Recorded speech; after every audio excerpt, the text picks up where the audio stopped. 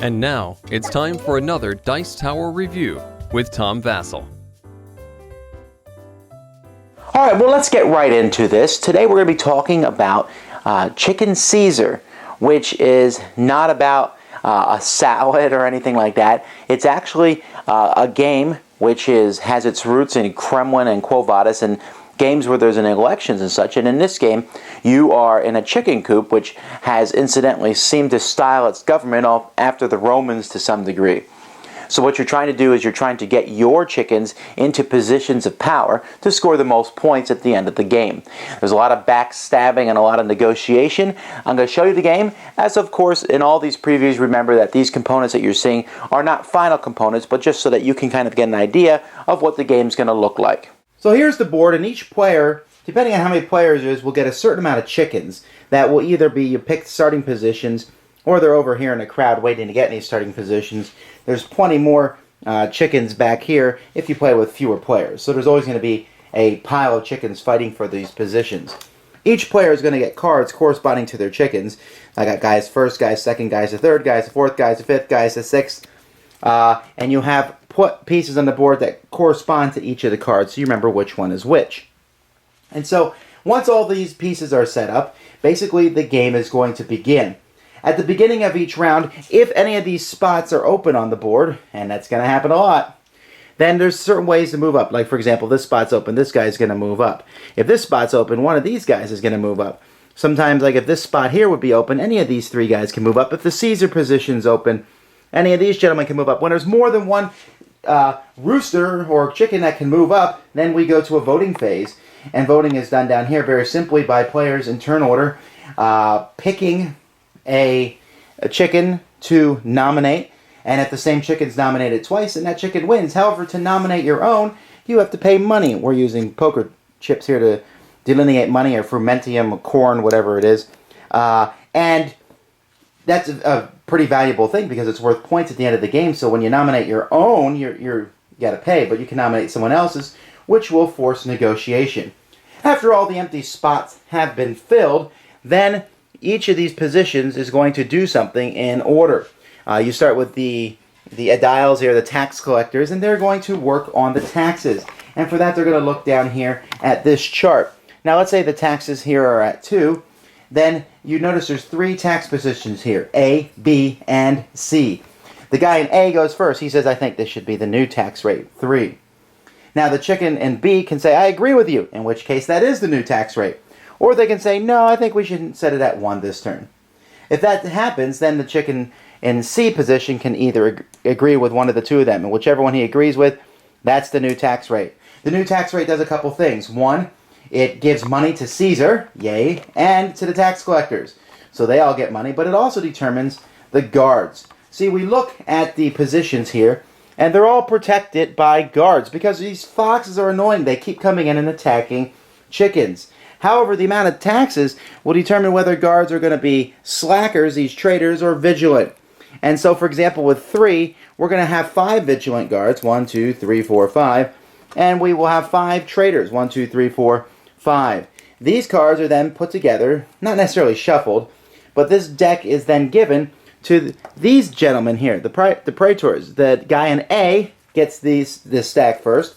He looks through, he picks somebody. He sticks it on any of these open guard positions, and then the guy in B takes a stack from him, and so they take their time putting out the different cards in the different positions. After all the cards are out in the different positions, then we move on to the censor. And the censor, he can exile somebody. He can just take someone and say, see you later. When that happens, he gets $1. Yay. He can even exile himself. And if he does so, he gets to take one of these tokens and put it on himself, on his card. And these tokens are important. I'll explain them in a bit. And you say, why would you exile yourself? Well, sometimes exile is better than death.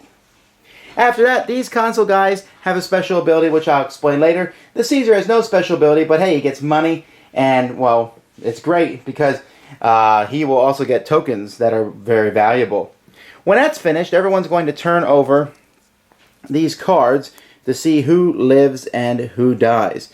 And it's going to be determined by the guards. So here, these 3 guards have 2 vigilant and 1 traitor. So you know what? There was more vigilant guards than traitor cards, so yay, nothing happens. Over here, 2 vigilant and 1 traitor. Yes, we survived. Over here, a vigilant and a traitor, the same amount, so the vigilant guards work. Here we have 2 traitors, and there's a traitor printed on the board. I guess no one likes the tax collectors. So that means everybody dies here. If there had been 2 traitors and 1 vigilant guard, then only 1 person would have died, and there would have been a vote, once again, to see who dies there. And the Caesar can also, again, he can use his veto token in 1 vote per round. Now, these deaths are going to occur. You know, if the tax rate's higher, there's going to be a lot more guards out there, and there's nothing you can do about it except over here, the consuls, because they're rich, I suppose, one of them can pay 3 fermentium to change one of these guards into a vigilant guard, so sometimes they can protect themselves that way. Chickens are going to each turn take a token equal to their position and put that token on their cards. If a chicken already has a token of that type, then that token will go to the general stock and you'll be able to trade it in for money or do something else with it. When your chickens die, your chickens are going to go over here into the arches, and your chicken now has a memorial set up for it. Chickens that are dead don't have any impact on the game, but what you can do is you can take some of these extra tokens that you've gotten and try to put them on chickens who don't have them already. You can do that by putting that token with some money over by one of your dead chickens to get that token onto its card. And then the consul folk, they can decide when it's their turn, they can sit there and say, hey, I want that money. And then they let you put the token on your card. Or they can say, hey, I'll take this money and give it back to the bank. And I'll chuck this token. You don't get it. Ha ha ha.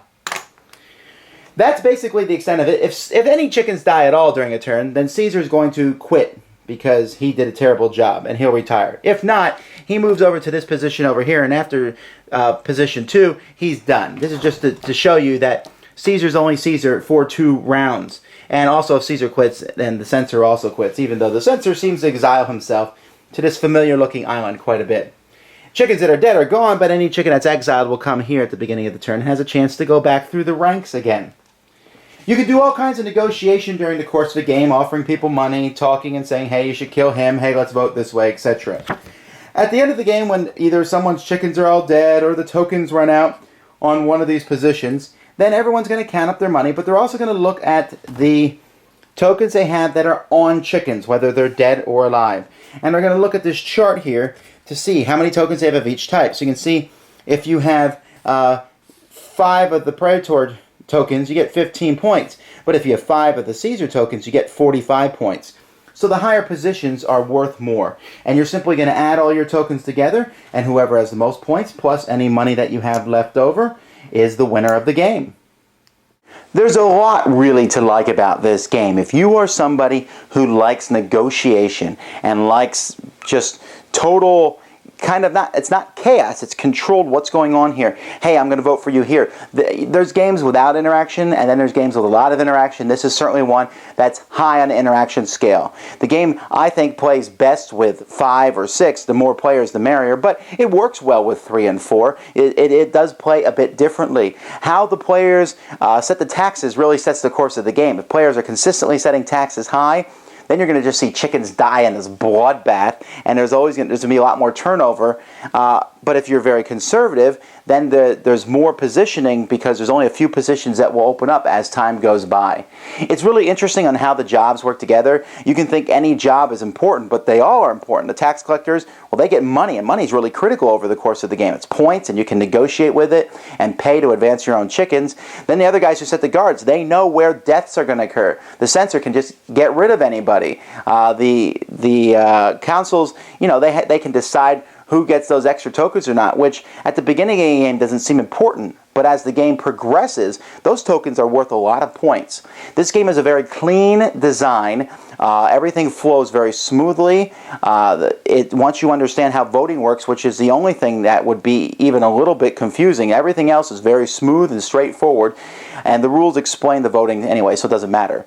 But it's a very interactive game. If you've liked games in the past like Kremlin or Quo Vadis or any kind of game where there's voting and positioning for power, this is certainly one of those. And hey, it leaves it open for you to make all sorts of chicken jokes and, you know, Romans, countrymen, lend me your claws, or I don't know. I'm pretty bad at these kind of jokes.